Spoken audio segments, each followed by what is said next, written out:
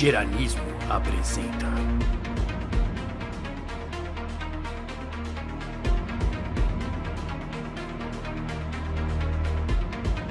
Produzido por Geranismo. Bem-vindo ao nosso universo.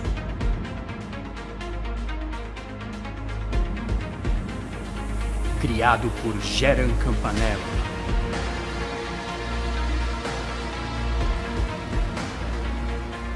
Em associação com ninguém.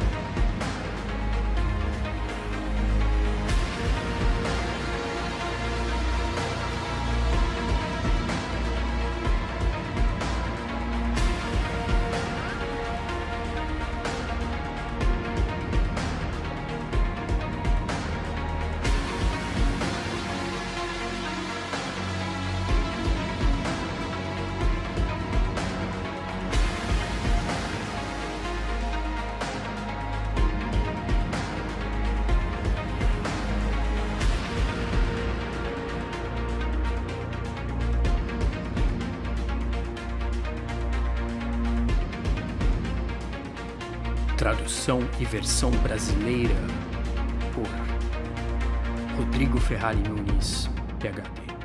NASA, indo a lugar nenhum desde 1958. NASA, indo a lugar nenhum desde 1958.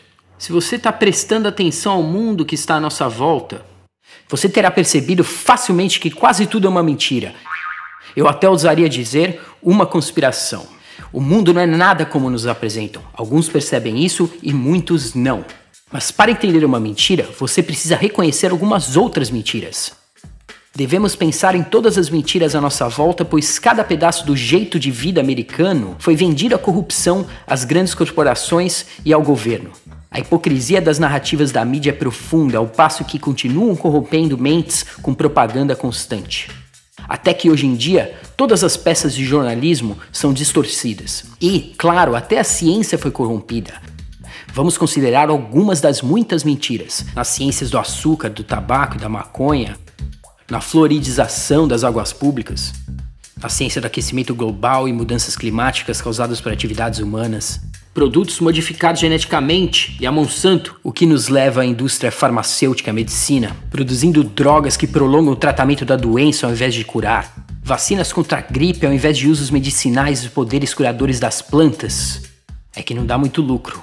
Uma dieta saudável ao invés de bolinhos non-fat fora de hora e comidas processadas que nos engordam e adoecem, trazendo a pornografia do medo com epidemias de doenças infecciosas como sarampo e ebola, que alimenta a indústria de assistência médica e práticas de negligência médica, biotecnologias, pesticidas.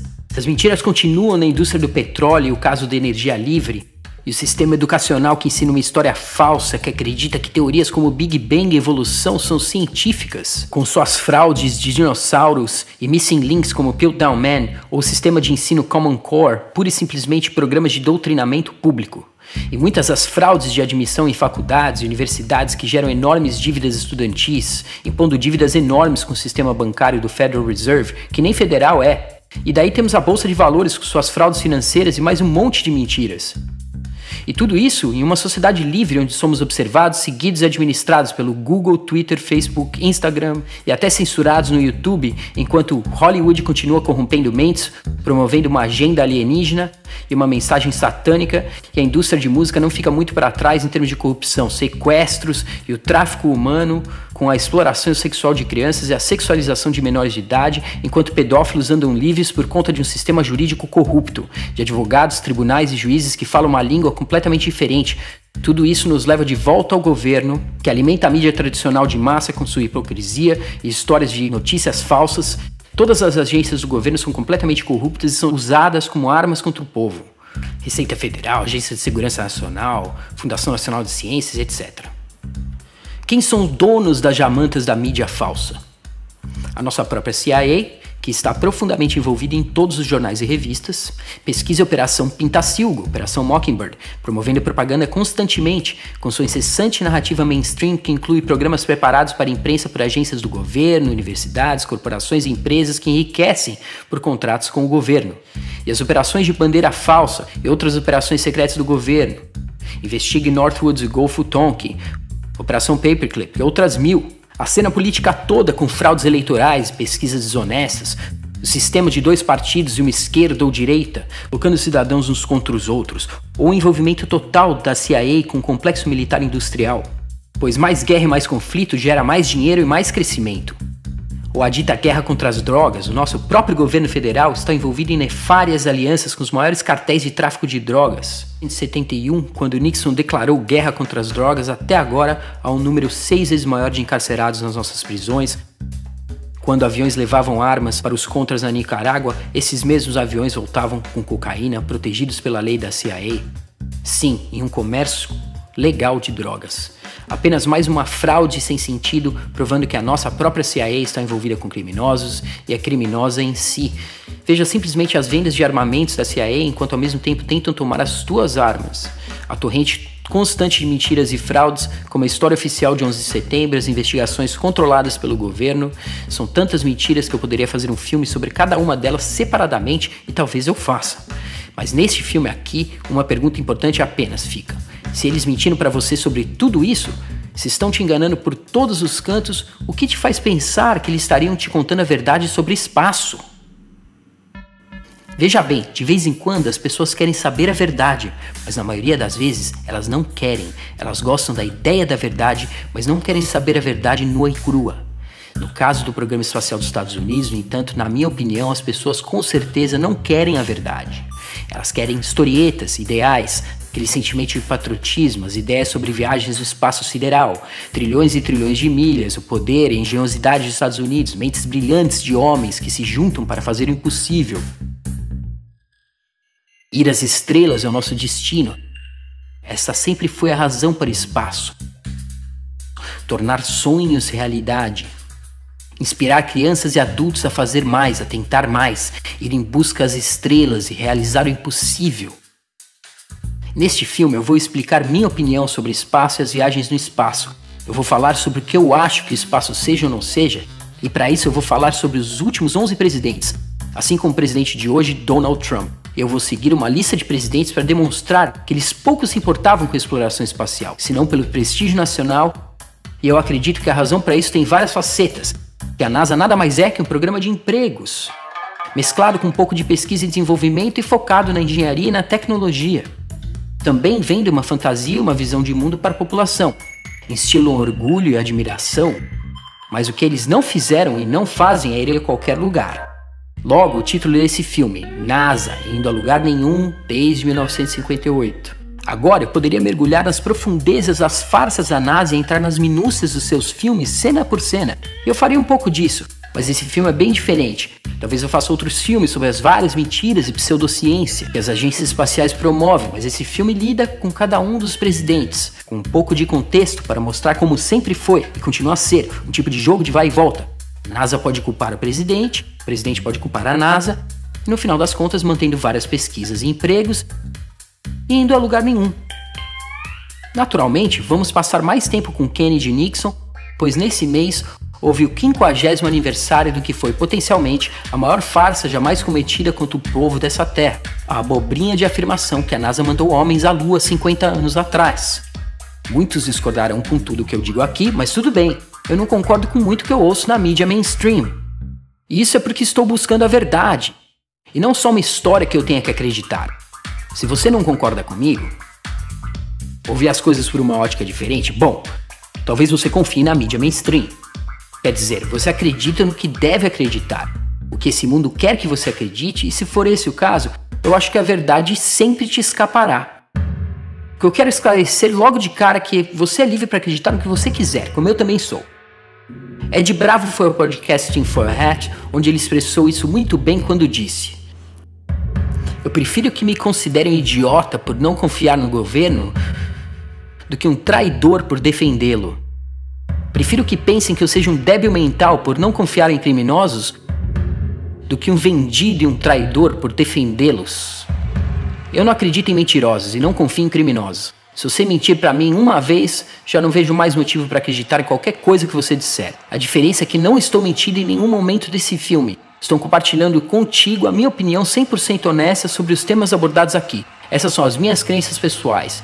O espaço sempre foi uma incrível arena para a política popular e os conceitos fantasiosos. No início da NASA, o pioneiro de espaço e ex-membro da SS nazista Wernher von Braun era um gênio em moldar a opinião pública, com suas ideias de espaço e as viagens siderais. Ele sabia o poder dos truques ligados ao espaço. Trabalhando com outro forjador de sonhos e virtuoso da fantasia, Walt Disney, juntam forças para controlar a opinião pública, apresentando o espaço como uma aventura fantasia de ficção científica, ir à busca das estrelas, como vemos em vários filmes da Disney. Wernher von Braun disse: não há grana sem o Buck Rogers. Claro, Buck Rogers é um personagem espacial fictício lançado em 1928, logo se tornando um gibi muito popular. E daí veio a série de televisão que acabou sendo tão popular que muitos jornais lançaram suas próprias tiras de ficção científica logo em seguida, imitações como Flash Gordon, Speed Spaulding, John Carter de Marte. E em 1930, Buck Rogers pegou sua nave espacial e deixou a Terra. Buck Rogers é reconhecido como um meio de entrada na cultura popular do conceito da exploração espacial, seguindo aos poucos das gerações anteriores, Julius Verne, H.G. Wells,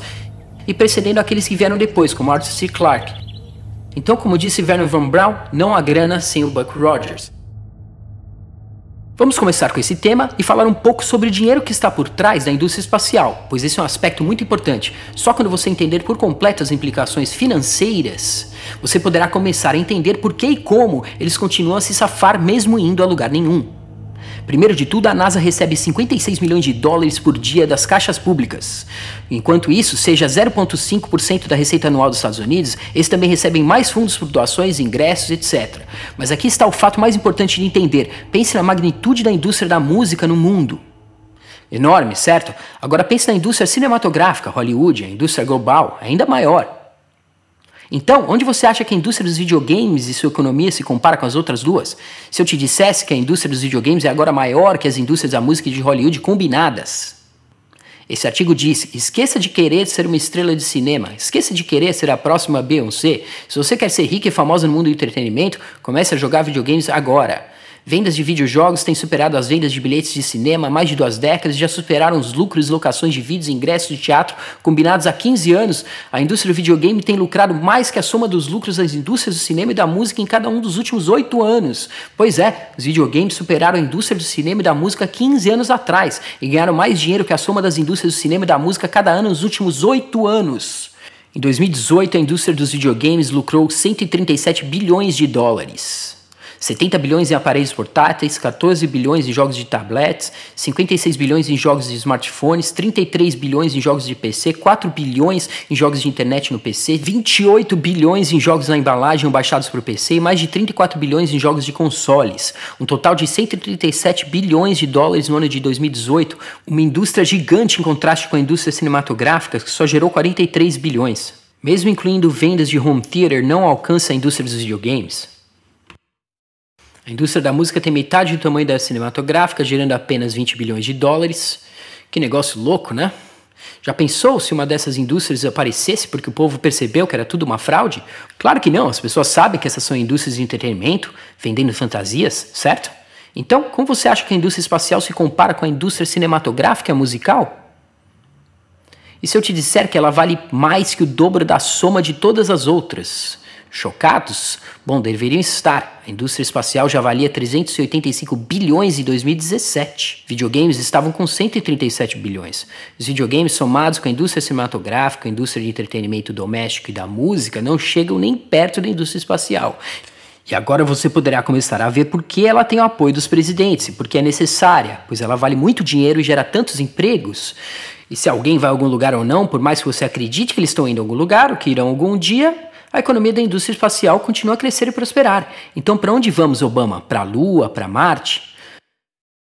Nós sabemos que isso é uma escolha falsa.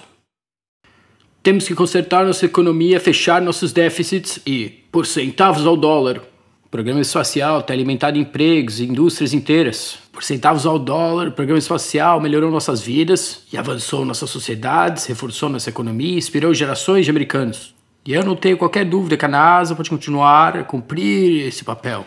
Ambos esses artigos anunciam que a indústria espacial logo valerá mais de $1 trilhão. Esse artigo da Space News que diz: previsões indicam que a indústria espacial crescerá até $1 trilhão na década de 2040, demandará o desenvolvimento de novos mercados, mesmo com taxas baixas de crescimento.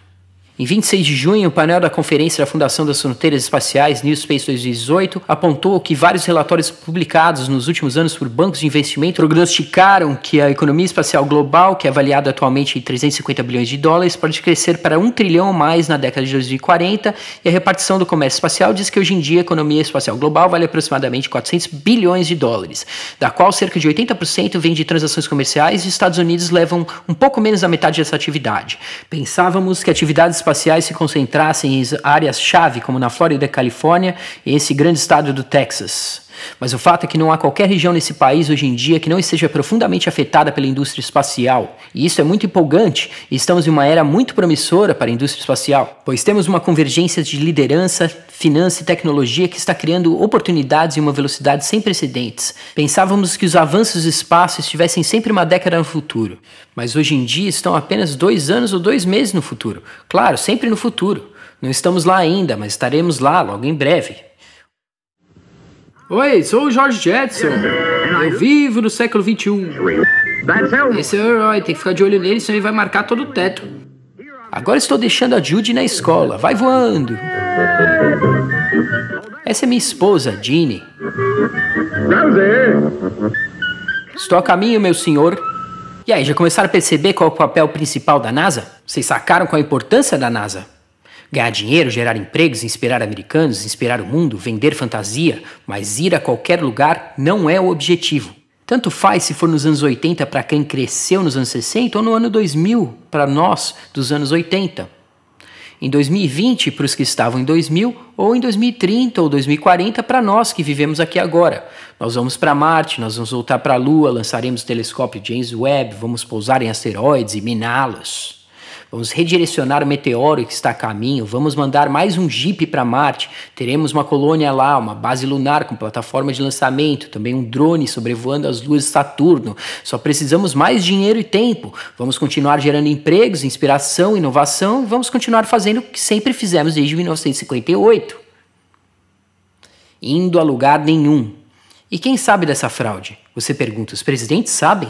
Na verdade, eu não sei. É simplesmente mais uma das mentiras que contam para a população do mundo. Uma entre muitas fraudes. E quem sabe dessa fraude? Eu não tenho certeza absoluta. Mas se você pensar no assunto e ver que a NASA realmente vem produzindo só inspiração, você verá que não importa quem saiba. Quem sabe que o flúor faz mal aos cientistas? Bom, alguns sabem.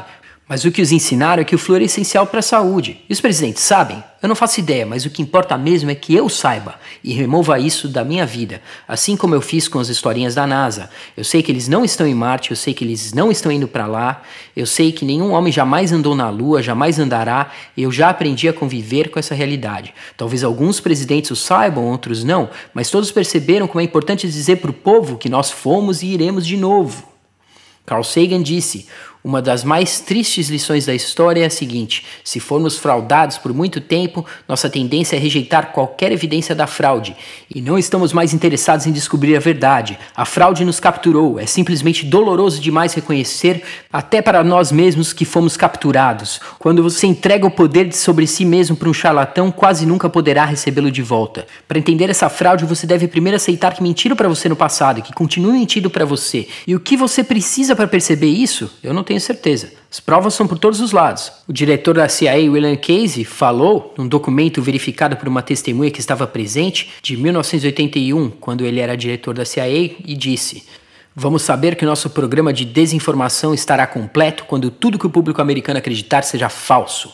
Apesar de Casey estar sob investigação pelo Congresso americano por seu envolvimento em um plano de desinformação envolvendo a deposição de Gaddafi na Líbia em 1981, e apesar do registro de Casey afirmando que a CIA deveria ter o direito de espalhar desinformação por via das redes de notícias naquele ano, essa citação continua a ser negada por pessoas que não estavam lá e que pelo jeito não acreditam que o diretor da CIA jamais diria algo do tipo. Sei, mas espalhar desinformação é exatamente o que a CIA teria feito e de fato fez. Essa gravação de 1975 de um testemunho no Congresso de uma audiência no Comitê de Inteligência registrou uma admissão da agência de que a CIA inventa e usa desinformação contra o povo americano. E vocês têm alguém sendo pago pela CIA e que estão contribuindo para algum jornal americano de alta circulação? Sim, nós temos pessoas que mandam artigos para revistas acadêmicas americanas. Você tem alguma pessoa paga pela CIA que estão trabalhando para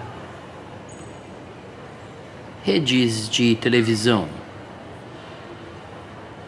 Isso, eu acho que está dentro do tipo de... Entrando nos detalhes, senhor presidente, que eu gostaria de discutir uma sessão executiva. Na CBS, a gente tinha sido contratado pela CIA, de fato. Quando eu virei o chefe do Departamento de Notícias e Relações Públicas em 1954, os navios já estavam estabelecidos e me falaram deles. Ou talvez essa conferência de imprensa do Bush, onde ele admite que o governo costuma usar pacotes de histórias que chamam de notícias, mas que são produzidas pelo próprio governo. Você disse que a sua administração queria parar de mandar dinheiro para jornalistas para promover a sua agenda. Você citou a necessidade de preocupações éticas, a necessidade de uma separação entre o governo e a mídia. Sua administração continua a fazer o uso de pacotes de imprensa pré-fabricados, mandados para estações de televisão, conscientes de que alguma dessas estações passarão os programas sem qualquer aviso que são produzidos pelo governo. O tesoureiro-geral dos Estados Unidos essa semana disse que isso levanta questões éticas. E isso levanta questões éticas sobre o uso do dinheiro do governo para fazer histórias sobre o governo que acabam indo ao ar sem um aviso que foram produzidas pelo governo. Sabe, tem uma opinião do Departamento de Justiça que diz que essas peças são dentro da lei, desde que sejam baseadas em fatos e não ativismo. E eu espero que nossas agências cumpram esse julgamento. Essa opinião do Departamento de Justiça tem sido uma velha prática do governo federal. O uso desses tipos de vídeos. O Departamento de Agricultura, que eu saiba, tem usando esses tipos de vídeos há muito tempo. O Departamento de Defesa e outros departamentos têm feito isso. É importante que sejam baseados nas regras criadas pelo Departamento de Justiça. Também acho que seria bom se as estações locais então avisassem sua audiência, se esse é o caso. Você sabe que isso foi baseado no relatório factual, eles resolveram usar. Mas, evidentemente, em alguns casos não é o caso. O governo pode garantir que isso aconteça, incluindo esse aviso no relatório pré-produzido. O que você... Você quer dizer um aviso? Sou o George W. Bush. Pelo menos uma maneira de garantir que não iria ao ar sem um aviso que você diz achar tão importante. Sabe, isso aí. Tem um procedimento que nós vamos seguir e as estações locais, vocês estão tão preocupados com isso. Avise os ouvintes que estão ouvindo. Sim, senhor.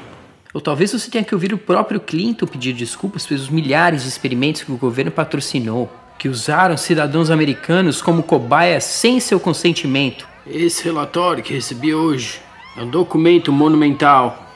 E mais de um jeito. Mas é uma peça muito, muito importante da história da América. E moldará o futuro da América em jeitos que nos darão mais honra, mais sucesso e mais ética nesse país.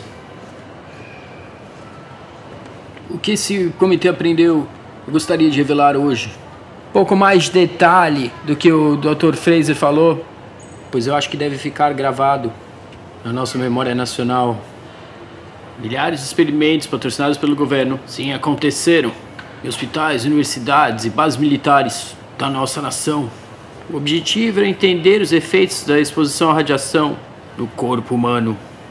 Enquanto a maioria dos testes tenham sido éticos por qualquer estándar, alguns não tinham ética, não só de acordo com os padrões de hoje em dia, mas pelos padrões também da época em que foram conduzidos.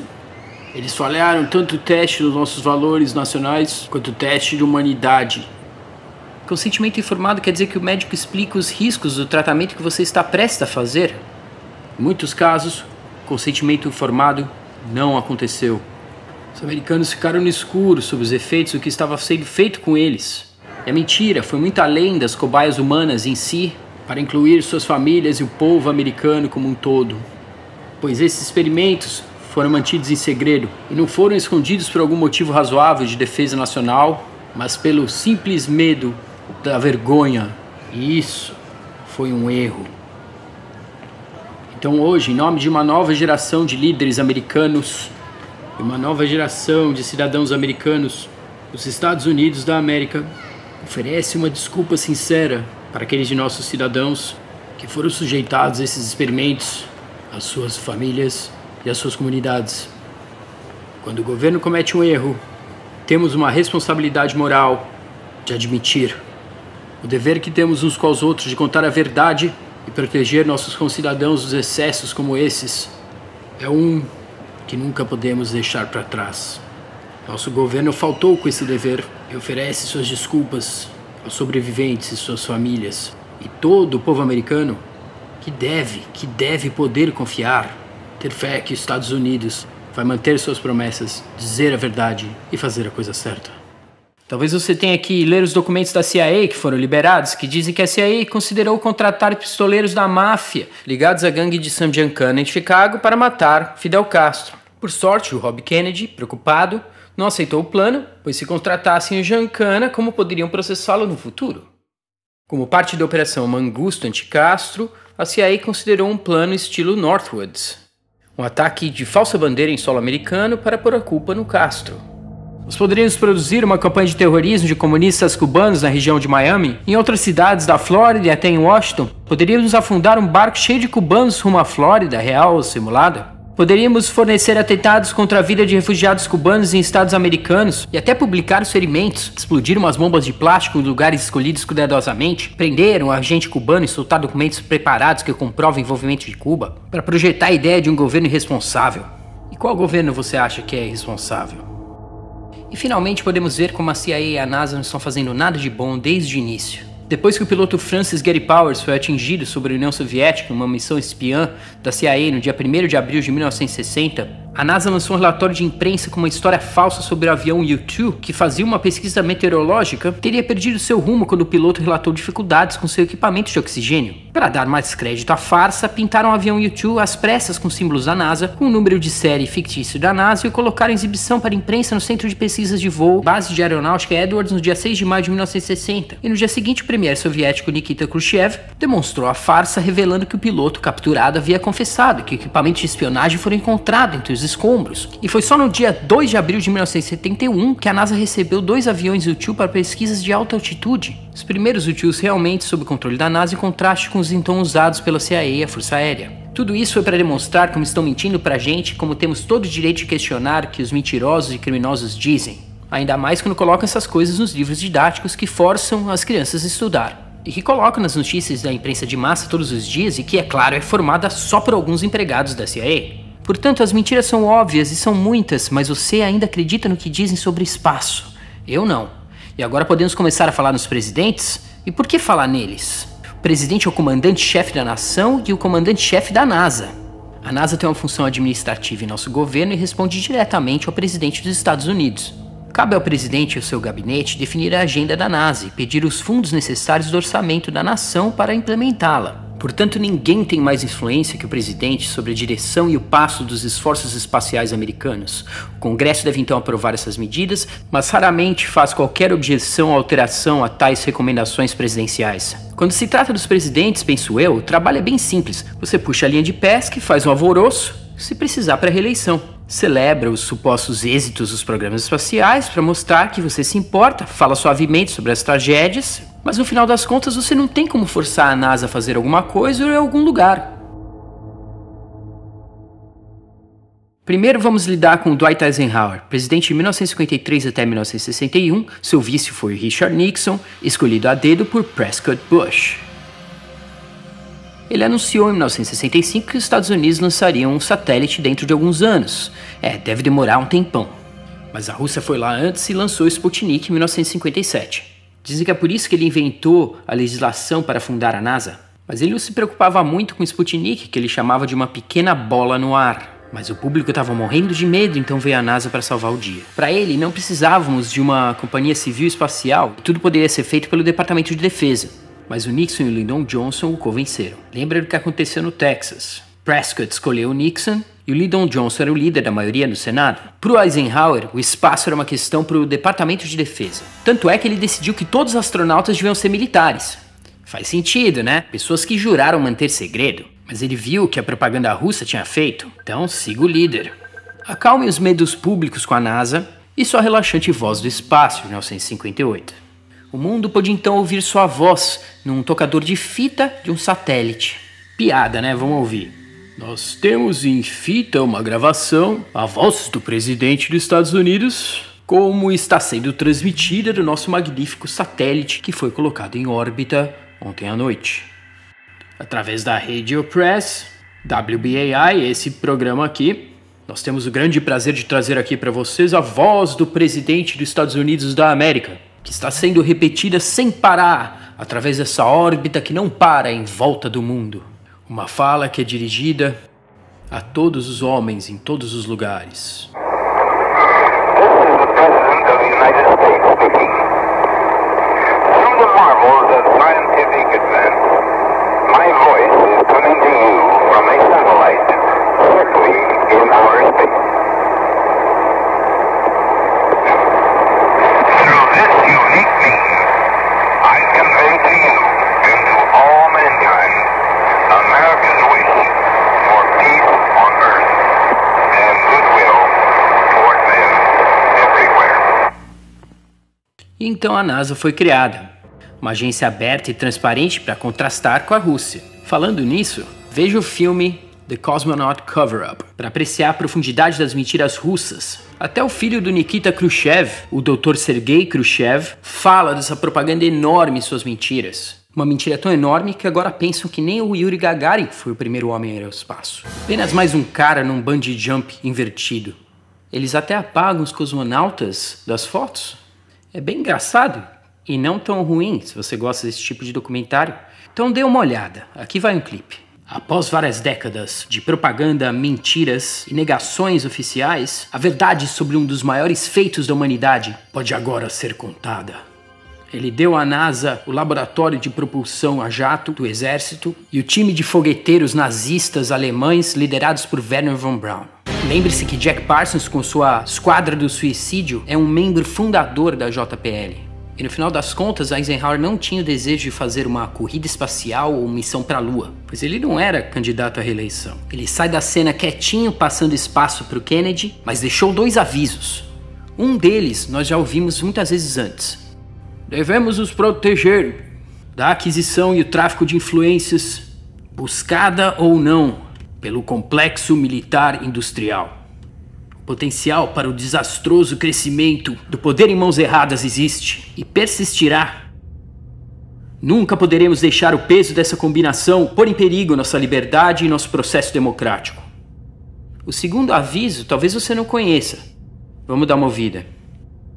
E ainda assim, tendo respeito com as pesquisas e descobertas científicas, como devemos também estar alerta ao igual e oposto perigo que a política pública em si se tornar cativa de uma científica e tecnológica elite.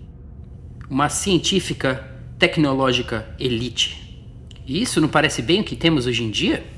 Uma agência espacial científica que deixam ir a lugar nenhum, constantemente mudando os planos depois de alguns anos, gastando quantias enormes de dinheiro e recursos, mas na verdade indo a lugar nenhum, literalmente. Mas continuam recebendo dinheiro e criando empregos, comprando equipamento, patrocinando pesquisas, mas tudo isso parece continuar girando e girando. Nosso próximo presidente é John F. Kennedy, presidente de 61 a 63, quando foi assassinado. Seu vice-presidente, é claro, foi Lyndon Johnson, alguém que foi instrumental na criação da NASA. Primeiro de tudo, Kennedy não sabia nada sobre espaço, mas ele queria impressionar o público para uma possível reeleição e pediu para o Lyndon Johnson se não poderia fazer algo grande no espaço, que o disse possivelmente a Lua em 67. Então ele concordou em colocar um monte de dinheiro no orçamento da NASA e fez uma declaração bombástica.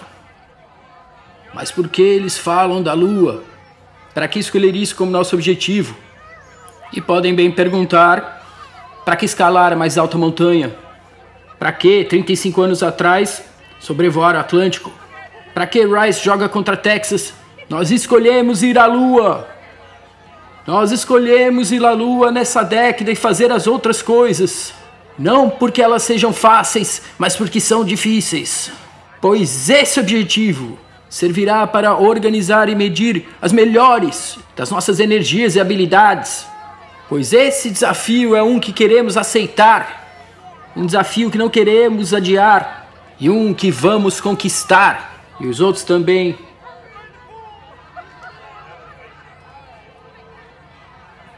Mas nós mandaremos para a Lua, a 240 mil milhas daqui, da nossa estação de controle em Houston, um foguete gigante de mais de 300 pés de altura, o tamanho desse campo de futebol, feito com novas ligas de metais, algumas das quais ainda não foram inventadas, capazes de aguentar o calor e tensões, muitas vezes mais do que jamais foi experimentado, montados com a precisão maior do que o melhor relógio, carregando todo o equipamento que precisamos para propulsão, orientação, controle, comunicações, comida e sobrevivência, uma missão jamais testada a um corpo celestial desconhecido, então retornar com segurança à Terra, entrando na atmosfera a velocidades acima de 25 mil milhas por hora, causando um calor que é a metade da temperatura do Sol, quase tão quente quanto está aqui hoje, e faremos isso tudo, e tudo isso e do jeito certo, e antes de todo mundo, antes do final dessa década, então devemos ser ousados. Ele nem tinha uma mente muito tecnológica, mas que era ousado era. E foi o que declarou, mas até o administrador da NASA, James Webb, sabia que aquela declaração era um problema. Lembre-se que o Kennedy declarou que iria à Lua em maio de 1961. Ouça essa conversa de novembro de 62. As coisas não iam tão bem, mas o Kennedy já tinha prometido e esperava que isso fosse ajudar a sua reeleição. E até disse nessa reunião sigilosa que não estava interessado no espaço. Você coloca esse programa... Você pensa que esse programa é a prioridade principal da agência? Não, senhor, eu acho que não. Eu acho que é um dos programas de maior prioridade. Mas acho que é muito importante reconhecer aqui que à medida que você tenha descoberto o que dá para fazer com foguete, que você descobriu como que você poderia ir além da atmosfera da Terra no espaço e fazer medidas, várias disciplinas científicas são muito poderosas, têm começado a convergir nessa área.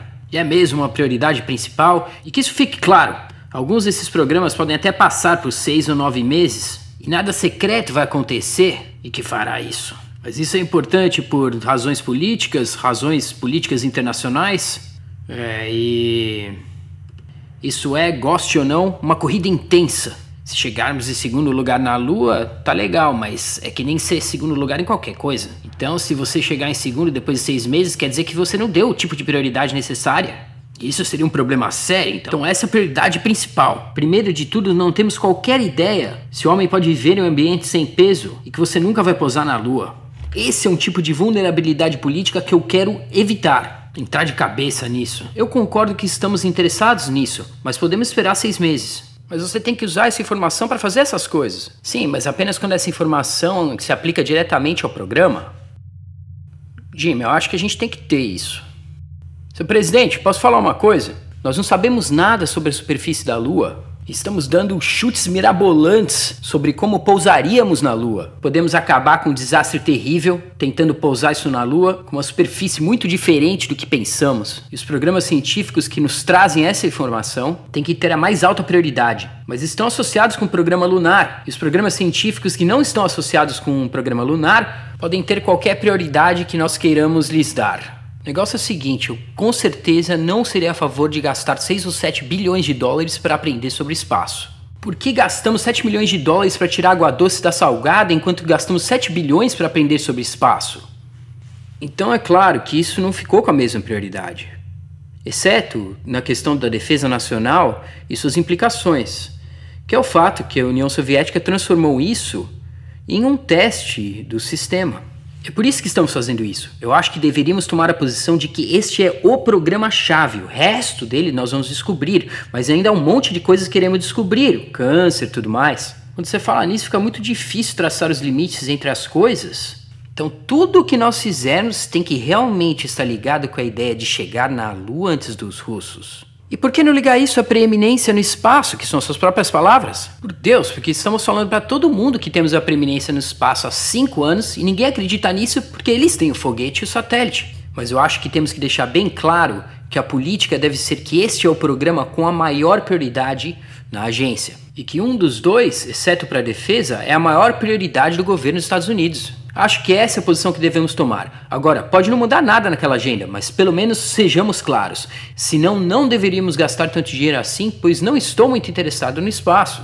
Eu acho que é bom que devemos saber mais e gastar quantias razoáveis, mas estamos falando de gastos fantásticos que destruirão o nosso orçamento e todos esses outros programas internos. E a única justificação para isso, na minha opinião, é porque temos a esperança de vencer os russos e demonstrar que, começando atrás, como fizemos em 2 anos, agora nós os estamos ultrapassando. Muitas coisas interessantes foram ditas aqui no final de 1962. Kennedy já havia proclamado que iríamos à Lua no ano anterior, mesmo sem colocar uma sequer pessoa no espaço. Sua reeleição falharia se tivessem decidido não ir. E o chefe da NASA sabia que não conheciam nada sobre a Lua e nem como trabalhar no espaço. E o Kennedy admite que nem está interessado no espaço. É tudo por prestígio. Em setembro de 63, ele nem achava que seria o primeiro. Agora ele acha que devemos ir à Lua com a Rússia. Logo depois desse discurso pouco conhecido, ele foi morto e a ideia de uma cooperação desaparece. Mais uma vez, lembre-se das ligações com Texas, o Prescott, o George Herbert Walker Bush e o Lyndon Johnson. Finalmente, é um campo onde os Estados Unidos e a União Soviética têm uma capacidade especial no campo do espaço. Há lugar para uma nova colaboração, juntos com mais esforços na regulamentação na exploração do espaço. Eu incluo entre essas possibilidades uma expedição juntos para a Lua. O espaço não oferece problemas de soberania. Por uma resolução dessa Assembleia, os membros das Nações Unidas renunciaram qualquer afirmação de direitos territoriais no espaço sideral ou em corpos celestiais e declaram que a lei internacional e o Charter das Nações Unidas se aplicará. Então por que o primeiro voo para a Lua do homem é uma questão de competição nacional? Por que devem os Estados Unidos e a União Soviética, ao se preparar para tais expedições, se envolverem em imensas duplicações de pesquisas, construção e gastos? Com certeza devemos explorar com os cientistas e os astronautas dos nossos 2 países. E, é claro, Kennedy foi assassinado e a corrida do espaço é reavivada. Aí entra em cena o Lyndon Johnson, presidente de 1963 a 69, e cujo vice-presidente era o Hubert Humphrey. Lyndon Johnson continua dando linha, mantém o rio de dinheiro fluindo para dentro da NASA e continua a promover a viagem para a Lua. Quando ele era o vice do Kennedy, era o presidente do Conselho Nacional da Aeronáutica e do Espaço. Então é claro que a NASA pode ficar com seu orçamento inflado. E aí o Lyndon continua promovendo o espaço mais ainda. Mas ele também era o presidente quando o fogo na Apollo 1 matou 3 pessoas. Bom, 4 se você contar o Tom Barron. Na minha entrevista com Gary Corsair, você descobrirá um monte de detalhes sobre esse suposto acidente. Tom Barron tinha testemunhado contra a NASA e seu relatório sumiu. Uma semana depois, foi atropelado por um trem e morre junto com a esposa e uma criança. Aquele trem estava num trilho da NASA e tinha vindo de uma estação de trens da NASA. 2 testemunhas apareceram. Uma que falou que não contaria nunca o que viu e uma que falou e vivia numa casa que era propriedade da companhia de aviação americana, a empresa que empregava o Tom Barron. Seu advogado morreu no mesmo ano de um ataque fulminante do coração e havia relatado que o Tom tinha pulado de um avião sem puxar o paraquedas para se suicidar. Um trabalhador que estava no trem quando bateu em Barron diz que isso é mentira. E o médico legista confirmou que sua assinatura estava no atestado de óbito, mas não se lembrava de ter feito autópsia. O Lyndon Johnson também deixou a NASA fazer sua própria investigação sobre o acidente da Apollo 1. Lembremos que foi ele que colocou em andamento o Warren Commission, que, é claro, concluiu que Lee Harvey Oswald foi atirador solitário. O bom e velho Lyndon Johnson. Então veio Nixon, que finalmente se tornou presidente em 1969 e 1974 antes de renunciar ao cargo. Ele teve 2 vice-presidentes, Spiro Agnew, que renunciou, e o Gerald Ford. Nós todos sabemos que ele falou pelo telefone com Neil e o Buzz enquanto eles estavam na Lua, a 240 mil milhas de distância. Estou falando com vocês pelo telefone da Sala Oval da Casa Branca. E esse, com certeza, deve ser o telefonema mais histórico jamais feito na Casa Branca. Mal posso dizer quão orgulhosos todos estamos pelo seu feito. Para todos os americanos, este deve ser o melhor dia das nossas vidas. E para as pessoas do mundo inteiro. Estou certo que eles também se juntam com os americanos para reconhecer quão imenso é este feito. Por causa do que vocês fizeram, os céus se tornaram uma parte do mundo do homem. E enquanto vocês falam conosco aí do mar da tranquilidade, nos inspira a redobrar nossos esforços para trazer a paz e a tranquilidade para a Terra. Um momento inestimável. E toda a história do homem, todos os povos nessa terra são realmente um só. Um só de orgulho pelo que vocês fizeram. E um em nossas orações que retornarão para casa seguramente.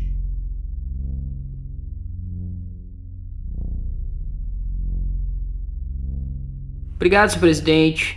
É uma grande honra e privilégio para nós estarmos aqui representando não só Estados Unidos, mas homens de nações pacíficas e com interesse, curiosidade e homens com a visão para o futuro na Terra hoje para que possamos participar daqui hoje.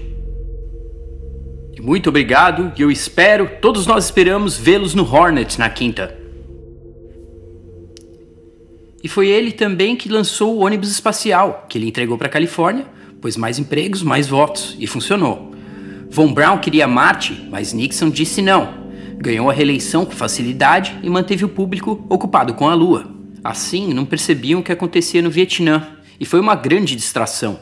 Nixon disse, não estou nem aí com o espaço, e não sou um daqueles cadetes espaciais. E na verdade ele nunca fez nenhum tipo de discurso espacial. No entanto, numa era tumultuosa, ele achava que os cidadãos americanos precisavam de heróis. E o que poderia ser melhor que astronautas americanos? E aí vem o Gerald Ford, que nunca foi eleito presidente nem vice-presidente. Ele foi presidente de 74 até 77. Seu vice-presidente era o Nelson Rockefeller, também não foi eleito, mas selecionado. Ele foi presidente só por 3 anos e não estava nem aí com o espaço também. Ele deu um novo nome ao ônibus espacial, que era chamado Constitution, e resolveu chamar de Enterprise, em 76, para honrar a jornada nas estrelas, seus fãs e seu impacto na sociedade. Mais uma vez, celebrando a ideia do espaço. Ele não tinha planos para um retorno à Lua ou uma viagem para Marte. Por enquanto, o ônibus espacial já era o suficiente para manter a população empolgada. E é claro, se você está buscando as ligações, ele foi um membro do Warren Commission e também selecionou George Herbert Walker Bush para ser o chefe da CIA.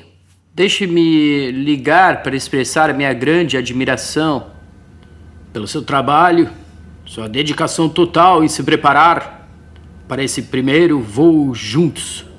Foram muitos anos para conseguirmos abrir essa porta para uma colaboração útil no espaço entre nossos dois países.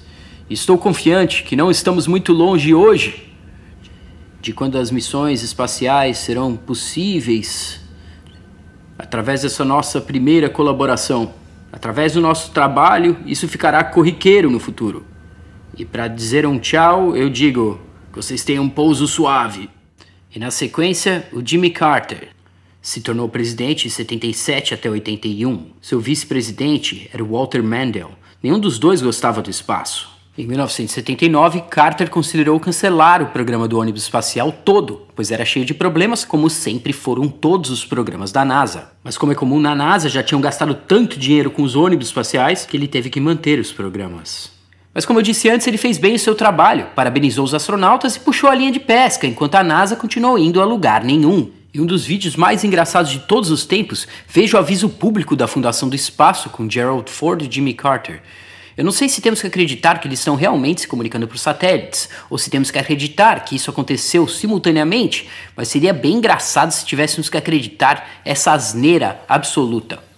Boa tarde, senhor presidente. Está um dia lindo aqui na Geórgia. Bom dia, senhor presidente. Está um dia lindo aqui na Califórnia. Califórnia? Parece que estamos no mesmo quarto. Com satélites de comunicação podemos estar Essa é uma maneira na qual a tecnologia do espaço afeta a vida aqui na Terra. Sinais de TV, telefone e rádio se chicoteiam contra satélites, ligando pessoas que estão a milhares de quilômetros de distância. Nos trazem os acontecimentos do mundo ao vivo. Eles ajudam a educar, entreter e informar. Mas os satélites de comunicações são apenas uma entre as milhares de aplicações práticas da tecnologia do espaço. Nos próximos meses você vai conhecer os incríveis avanços no diagnóstico e tratamento das doenças do coração e câncer. Novas maneiras de gerar eletricidade e controlar a poluição. Tudo isso graças à tecnologia do espaço. E por isso que o Jimmy Carter da Georgia E Gerald Ford da Califórnia concordam. A tecnologia do espaço tem benefícios para todos na Terra. E é mesmo uma comédia. Eu até achei que era uma tirada do Saturday Night Live. Nos meses seguintes, vamos curar o câncer, reduzir doenças do coração, minar diamantes em Plutão e fazer cachorros voar. Tudo por causa dos milhares de benefícios práticos da tecnologia do espaço. E aí, você acredita? E aí veio o Ronald Reagan, o ator, que foi presidente de 84 a 89.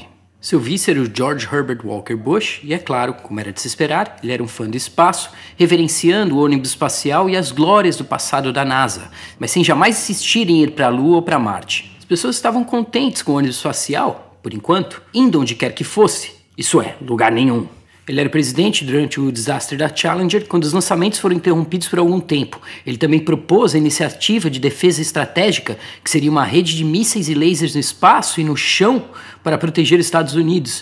O programa foi chamado Star Wars e considerado realístico em nada, o que era e ele nunca aconteceu. A América está indo para o espaço de novo e estamos indo lá para ficar.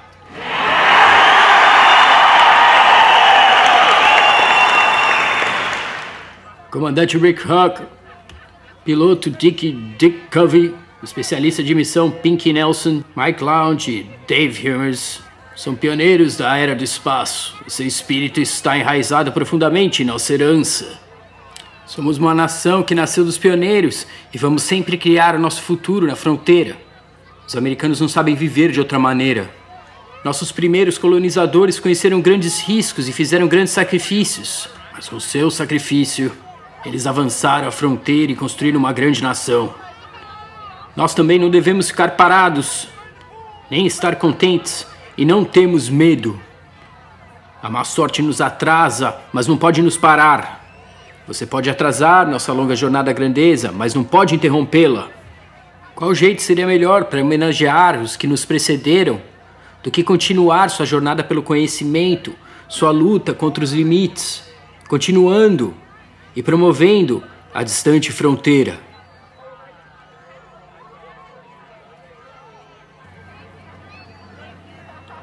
Senhor presidente, você gostaria de ter feito um compromisso maior com o espaço em termos de dinheiro para o futuro do que você já fez? Estou tentando fazer tudo o que for possível, mas temos problemas. Existem programas com a mais alta prioridade.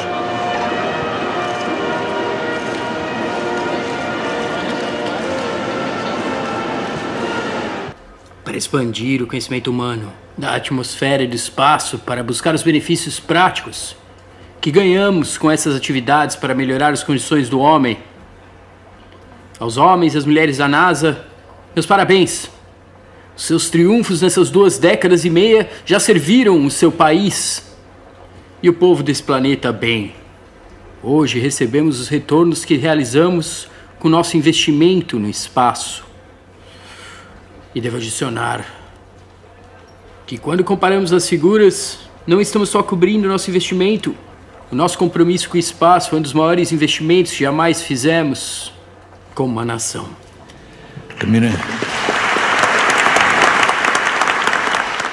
Talvez o maior presente da NASA foram os momentos de grandeza que vocês deixaram que todos nós compartilhássemos. Todos nós, tanto professores de escola, atores, empregados do governo, fazendeiros, mãos de obra, secretárias ou a polícia na rua. Todos estávamos juntos naquelas primeiras missões Mercury.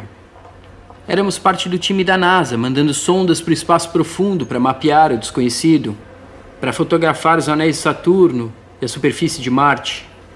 Estávamos lá com corações cheios de orgulho, quando Neil Armstrong, americano, a primeira pessoa a colocar o pé na Lua, disse: "Um pequeno passo para um homem, um gigante pulo para a humanidade." E saudamos juntinho com ele quando ele plantou a velha glória sob o solo lunar. A NASA tem feito tanto para galvanizar nosso espírito como povo, para nos assegurar da nossa grandeza e do nosso potencial. Em dias recentes, o ônibus espacial, assim como outros projetos da NASA ou outros projetos do passado, capturou o nosso coração e imaginação. Você quer subir para o espaço? Já estou lá por muitos anos. Bom, eu concordo com isso. O ator com certeza fez seu papel. Deu corda, manteve os sonhos vivos, celebrou o passado e promoveu a ida às estrelas no final das contas. Tenho certeza que a NASA adorou. Daí veio o Sr. Texas em si, George Herbert Walker Bush. Foi presidente de 89 a 93. O seu vice foi Dan Quayle. Papai Bush era um grande fanático do espaço e tinha visões fantásticas para a NASA e ordenou um grande aumento do seu orçamento. Ele pensava grande, provavelmente esperando ser reeleito, então executou a iniciativa da exploração do espaço para mandar a NASA para a Lua e de lá para Marte. Primeiro, para a próxima década, os anos 90, a Estação Espacial Freedom. Nosso próximo passo crítico em todos os nossos empreendimentos no espaço. E depois, para o próximo século, voltar para a Lua, de volta para o futuro e dessa vez de volta para ficar. Então...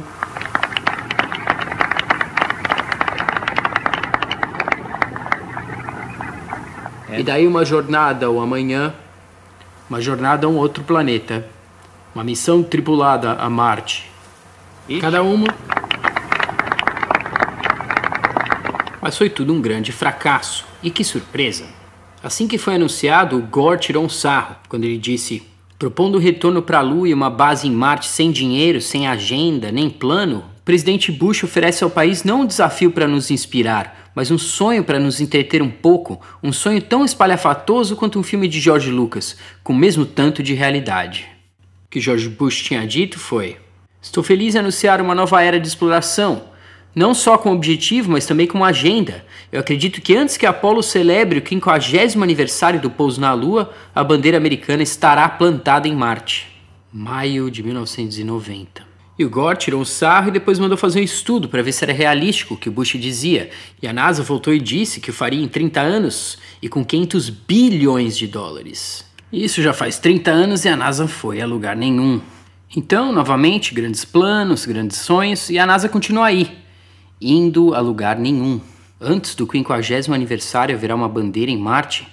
A NASA não consegue nem voltar para a Lua. E eles já tiveram lá? A evidência por si mesma deve responder essa pergunta. E aí veio Bill Clinton, presidente de 93 a 2001. Seu vice era o Al Gore. Ele imediatamente acabou com a iniciativa da exploração do espaço do seu predecessor e trouxe as coisas de volta para a Terra. Disse que temos que mandar robôs para Marte e continuou patrocinando a estação espacial, por mais que estivesse já bem atrasada e gastado mais do que seu orçamento, uma especialidade da NASA. A NASA anunciou durante sua presidência que poderiam ter encontrado vida em Marte, mas ninguém se importou muito e nada aconteceu. Mas ele disse um negócio engraçado para o Neil deGrasse Tyson. A coisa mais valiosa que eu tive como perspectiva na Casa Branca foi uma pedra da Lua.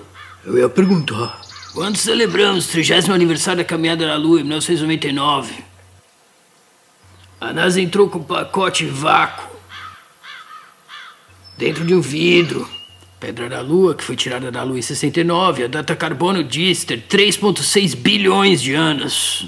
Então eu perguntei, porque eu apoio o programa de espaço há tanto tempo, eu disse: posso prestar isso até eu ir embora? Eu devolvo quando eu for embora, sei que não é minha. Gosto que eles não negaram esse pedido. Então quando você vê essas coberturas de televisão dos encontros com líderes estrangeiros na sala oval, tem 2 cadeiras, tem 2 sofás e sempre uma mesa entre eles. Eu coloquei a pedra da Lua na mesa. E nos próximos 2 anos, quando tivermos republicanos e democratas lá, ou pessoas dos 2 lados de qualquer disputa, e eles estão prestes a perder o controle, eu digo: pera! Vê essa pedra da Lua. Tem 3,6 bilhões de anos. Estamos só de passagem por aqui, não temos muito tempo. Então calma e vamos descobrir qual é o melhor jeito de proceder. Sempre funcionou muito bem. Chega alguém, olha... É a tal perspectiva em cima dessa mesa. Eles estavam olhando para um objeto que existia numa época que mal podia imaginar. E deu aquele espacinho de espaço. A sua mente e espírito para descobrir como tentar mais uma vez. E é isso que nós temos que continuar a fazer. Se mexendo, tanto lá fora quanto aqui. Você sabe, se você continuar tropeçando a caminho de Jerusalém, as boas coisas acontecem. Posso estar errado, mas é isso que eu penso. Eu acho que eu faria qualquer coisa pra ter 20 anos de novo, nem precisava ser presidente. Eu apostaria nas minhas chances no futuro. Se eu pudesse viver mais 80, 90 anos, ver o que acontece. Né? Só pra ver. Só pra ver. Vai ser incrível o que vai acontecer. Pois é, o que interessa são os ideais do espaço. O poder da ideia por trás da rocha lunar. Que, porventura, deram uma data de carbono de bilhões de anos, que o Neil, pelo jeito, não notou. Datas de carbono podem dar no máximo 50 mil anos, e isso se você acreditar nesse método. Um de nossos jovens astronautas de 3 anos de idade, Wayne Guzman, de Nova Orleans, vê um futuro em que ser astronauta será como, abre aspas, dirigir um carro. Todo mundo vai fazer. Esse é um ótimo sonho. Mas estes nossos outros sonhos são, claramente, as extensões naturais do programa espacial que começou há uma geração. Os descendentes diretos dos sonhos dos 3 homens que estamos aqui para honrar hoje. E aí veio George W. Bush, presidente de 2001 a 2009, com o vice-presidente Dick Cheney. Novo presidente, novo plano. Repetitivo demais, né? Em 2004, bem na hora da reeleição, o Bush proclamou sua visão para a exploração espacial, que, como seu pai, marcou uma direção e uma agenda. Direção para a Lua. E quando? 2020. E, adivinha só, não está acontecendo. Essa dita missão para a Lua seria um degrau a caminho de Marte, disse o Bush. Isso pode ter sido uma resposta ao relatório de 2003 da NASA, que declarou que a culpa do desastre do ônibus espacial Columbia era do presidente, dizendo que houve uma falha de liderança nacional por não prover um substituto para o ônibus espacial já velho e por não ter apresentado uma visão estratégica para guiar as atividades espaciais dos Estados Unidos. E a NASA conseguiu o que queria e mesmo assim não vai a lugar nenhum. O Bush também criou o programa Constellation, que incluiria uma nova nave espacial chamada Orion, módulos de pouso na Lua e seus foguetes lunares. Isso também nunca aconteceu, o que foi mudado mais uma vez pelo próximo presidente. Tá percebendo algum padrão aqui? Nosso terceiro objetivo é voltar para a Lua em 2020, com uma base de lançamentos para pontos além. Começando no máximo em 2008. Mandaremos uma série de missões robóticas para a superfície da Lua para pesquisar e se preparar para a exploração humana no futuro. Usando o veículo de exploração em equipe, vamos efetuar extensas missões humanas para a Lua logo em 2015. Com o objetivo de viver e trabalhar lá por períodos de tempo cada vez mais extensos. Mais objetivos, mais fracassos, é uma saga sem fim, sempre se aproximando no futuro. E aí chegou Barack Obama, presidente de 2009 até 2017, e seu vice-presidente, o sinistro Joe Biden. Obama de imediato se livrou do programa Constellation do Bush em 2010. Ao invés de ir para a Lua, Obama queria começar a construção de módulos de pouso para uma viagem a Marte em 2030 e para que humanos visitem o asteroide até 2025. Ele aumentou o orçamento da NASA para ajudá-los a chegar a algum lugar, mas mesmo assim não foram a lugar nenhum. Até meados dos anos 2030, creio que podemos colocar humanos em órbita de Marte e retorná-los salvos à Terra. E um pouso a Marte seguirá. Espero estar por perto para ver.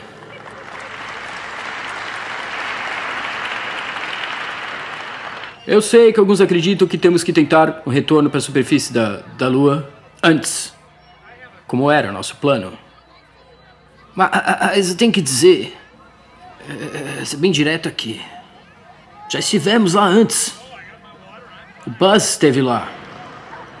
Temos muito mais espaço para explorar e muito a aprender quando o fizemos. Então eu acredito que é mais importante investir na nossa capacidade de alcançar e operar uma série de alvos cada vez mais difíceis, enquanto avançamos em capacidade tecnológica a cada passo. Isso que a estratégia faz. E é assim que vamos garantir que a nossa liderança no espaço será mais forte nesse novo século do que foi no passado.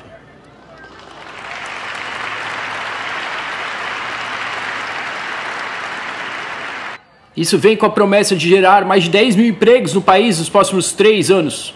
E muitos desses empregos serão criados aqui mesmo na Flórida, pois essa área está pronta para liderar essa competição. Vemos isso no orçamento da NASA, que subiu e desceu. com os ventos políticos. Podemos ver de outra maneira. Na hesitação dos que estiveram no poder em definir objetivos plausíveis e prover recursos para alcançar esses objetivos. E justificar não só esses planos, mas o maior propósito da exploração do espaço no século XXI. Em 2013, o chefe da NASA, Charles Bolden, fez uma colocação bem simples, e talvez devamos prestar atenção.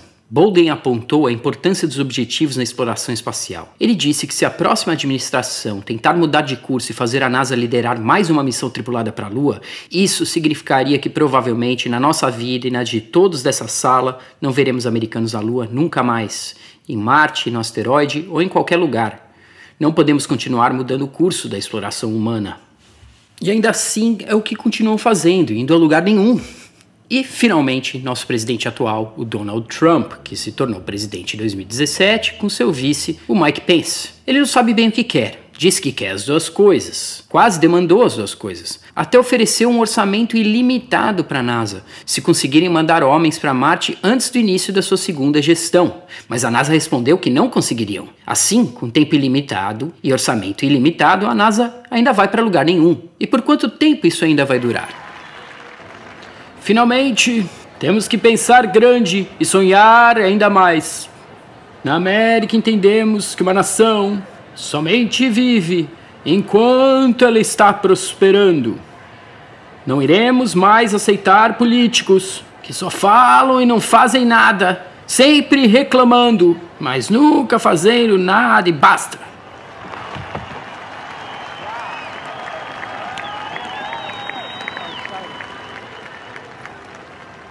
O tempo das falas vazias acabou. Agora está chegando a hora da ação.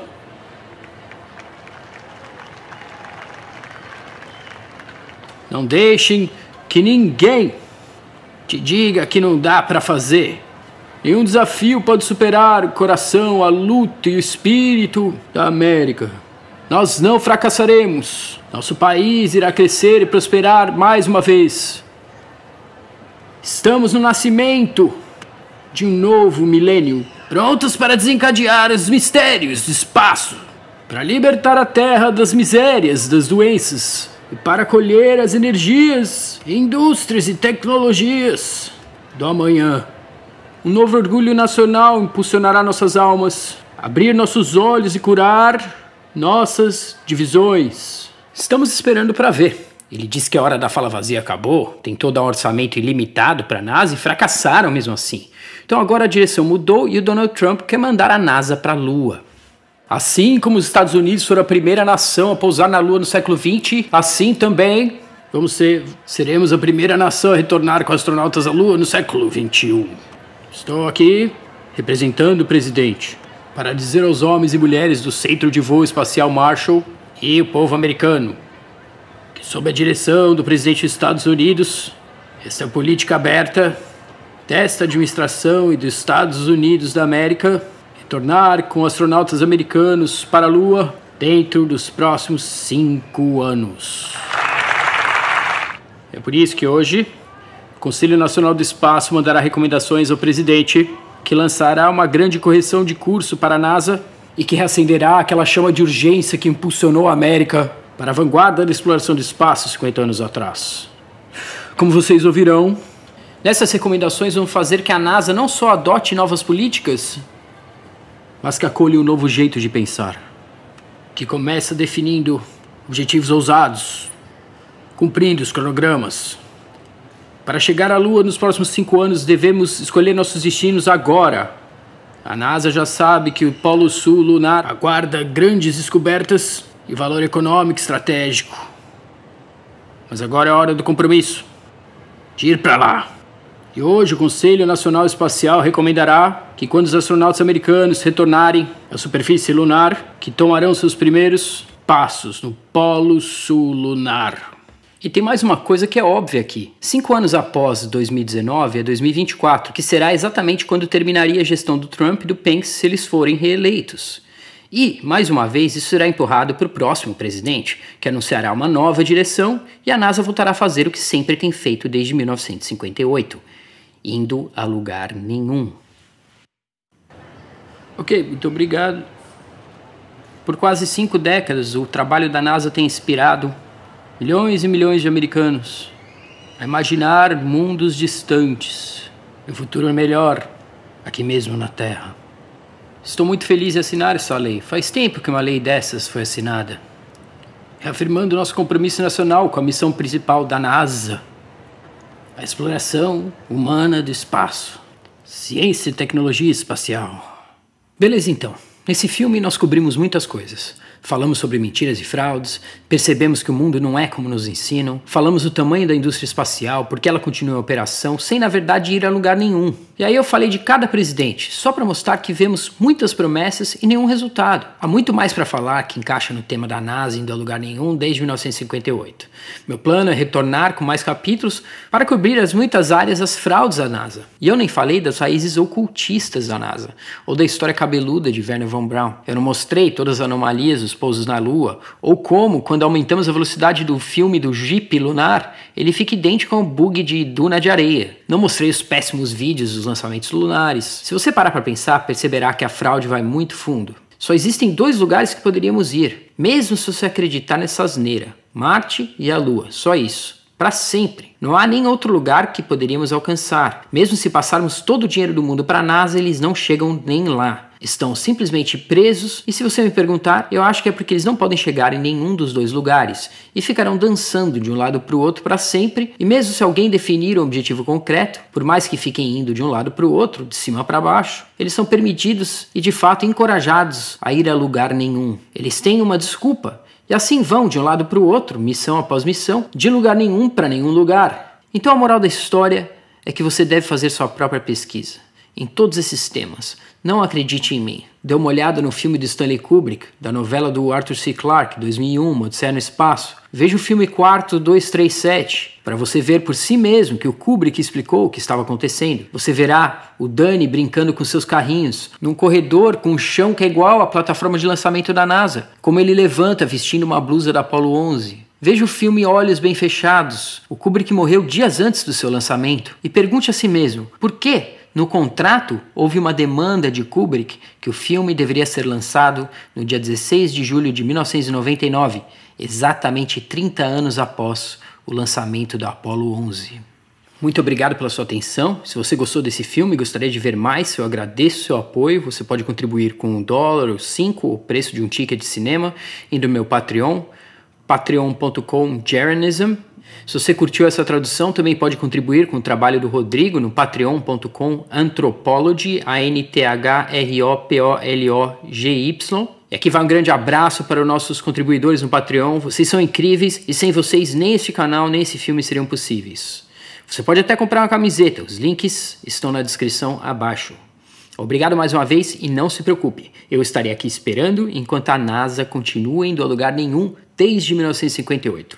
Aqui foi Geranismo. Até a próxima. Peace.